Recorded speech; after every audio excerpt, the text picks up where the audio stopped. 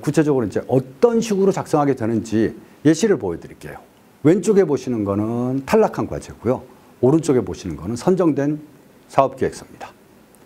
보시는 것처럼 왼쪽에 있는 사업계획서는 그냥 텍스트, 목차 형태로만 작성을 했고, 오른쪽에 보시는 사업계획서는 텍스트와 표, 그리고 구체적인 수치 같은 걸로 작성을 했죠. 이렇게 선정된 사례처럼 텍스트만으로 뿌리지 않고 텍스트만 보여줬을 때는 내용 전달이 용이하지 않을 수도 있기 때문에 표도 넣어주고, 그리고 표 안에도 구체적인 수치 같은 것들로 작성을 해서 심사위원들을 좀 더 신뢰하고 그리고 기대치를 명확하게 가질 수 있도록 작성을 했습니다. 이 사례도 마찬가지죠. 왼쪽은 탈락한 사업계획서고 오른쪽은 선정된 사업계획서인데요. 왼쪽 같은 경우는 큰 그림으로 그냥 반 페이지 정도 채워버리고 아래쪽에 텍스트 목차 형태로 사업계획서를 작성했습니다. 아무래도 심사위원 입장에서는 성의 없이 작성했다, 그림으로 때웠다라는 인상을 지울 수가 없죠. 반면에 오른쪽에 있는 과제 같은 경우에는 선정된 사업계획서인데 보시는 것처럼 그림을 넣기는 넣되 그림으로 대충 때웠다라는 인상은 주지 않죠. 표를 만들고 그 표 안에다가 그림을 너무 크지 않게 넣고, 그래서 한 영역에 2개 정도의 그림을 넣어가지고 공간은 많이 차지하지 않되 그 그림을 통해 가지고 기술 개발이 어떻게 이루어질 건지를 직관적으로 설명을 하고 있습니다. 자, 이제 다음 시간부터 구체적으로 사업계획서를 어떻게 작성해야 되는지 알려드리겠지만, 기본적으로 R&D 사업계획서 작성을 위한 기본적인 가이드를 말씀드리고 시작하도록 하겠습니다. 먼저 양식대로만 잘 쓰면 된다라고 생각하실 수 있는데 그렇지 않습니다. 사업계획서 양식은 최소한의 항목만 제시된 거거든요. 그러니까 작성 가이드에 제시된 내용을 포함하고 그리고 세부적으로 작성을 하셔야 됩니다. 제가 이제 다음 시간부터 알려드릴 구체적인 사업계획서 작성 방법에서는 어떤 내용들이 들어가서 사업계획서를 구성하게 된다라는 구성 항목을 참고하시고요. 거기에 들어가는 내용들은 여러분들의 사업, 여러분들의 기술 개발 방향에 맞게 작성하는 게 적합합니다.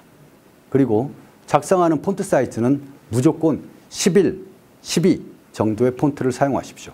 그거보다 크면은 한 페이지에 너무 양이 적게 들어가고 그거보다 작으면 잘 안 보입니다. 그리고 작성 매수 제한을 꼭 지켜주시기 바랍니다. 이제 전체 20페이지 이내라고 했으니까 진짜 20페이지로 작성을 하시는 게 좋아요.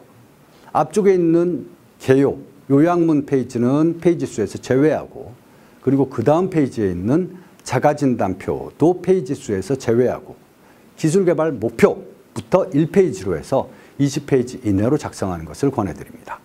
그리고 이제 우리가 사업계획서 자체도 어떤 문장을 통해서 표현되는 것이니까 엄청 잘 써야 된다, 문장력, 문해력에 대한 부담감을 가질 수가 있는데요. 문장력 평가하는 게 아니에요. 그러니까 너무 문장, 문단, 단어에 너무 집중할 필요 없습니다.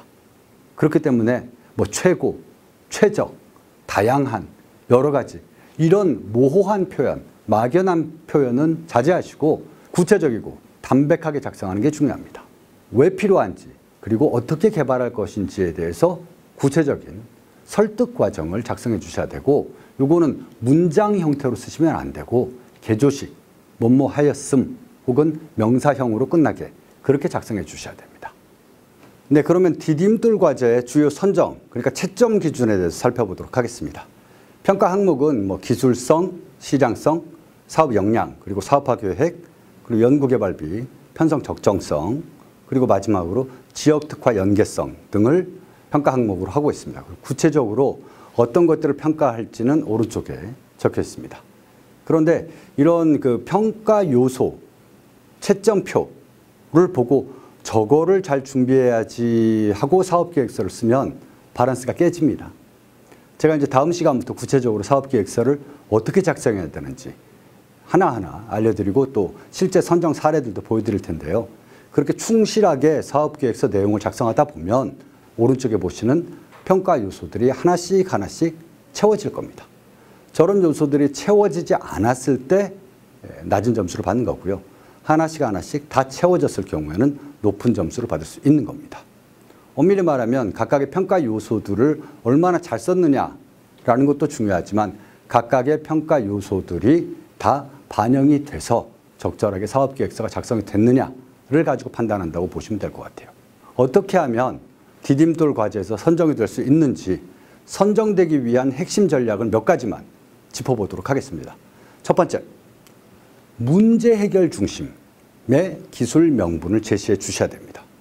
그러니까 심사위원들이 기술 하나하나, 기술 요소들을 전부 다 이해하고 파악해서 채점할 수는 없습니다.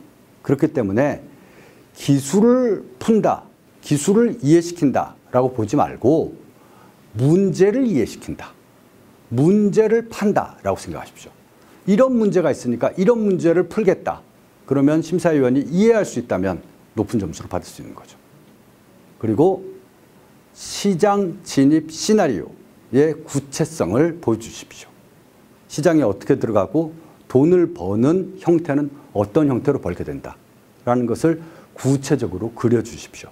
그래서 심사위원 입장에서는 이 기술이 개발이 되면 어떻게 돈을 벌겠구나라는 게 이해가 되는 거죠. 그러면 이제 선정이 되는 겁니다.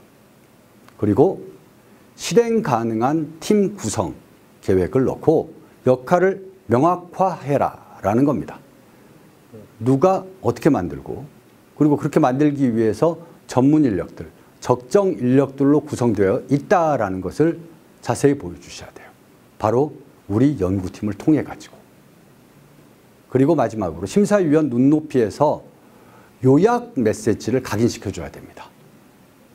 분명히 말씀드리지만 심사위원은 우리 기술에 대해서 완전히 이해할 수 없고요.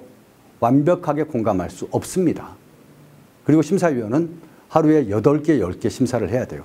엄청 바쁜 심사위원이 우리를 기억하게 하려면 핵심적인 메시지, 그 핵심적인 메시지를 반복해서 명확하게 각인시켜 줘야 됩니다.